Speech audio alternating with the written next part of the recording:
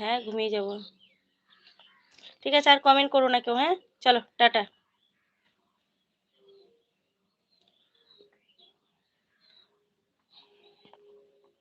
যার যার ধর্ম তার তার ভালো। হ্যাঁ, একদম ঠিক বলেছো। উচিত জবাব দিয়েছো।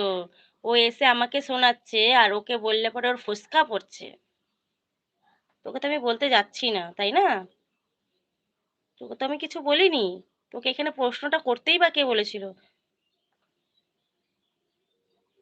সেটাই তো এস মন্ডল ঠিক বলেছো। হিন্দু ধর্ম নিয়ে কি বলছিস রে? সেটাই তো। তোকে বলতে কে বলেছে এখানটায়? তুই কার কাছে কি শুনছিস না শুনছিস তোর কাছে রাখ না।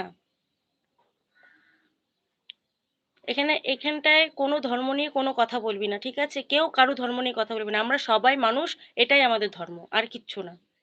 আমাদের শরীরে একটাই রক্ত বইছে। তোদের যদি কিছু হয় না, হয়তো আমাদের রক্ত তোদেরকে দিতে হয়, তোদের রক্ত আমাদেরকে দিতে হয়। আমি এখানটায় বলবো না।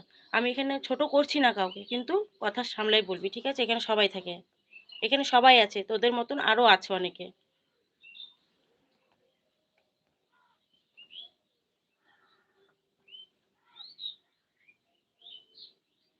সেটাই তো, don't compare any decision because all decision best. একদম একদম, খুব ভালো, খুব ভালো বলেছো আকিল মুস্তাফা।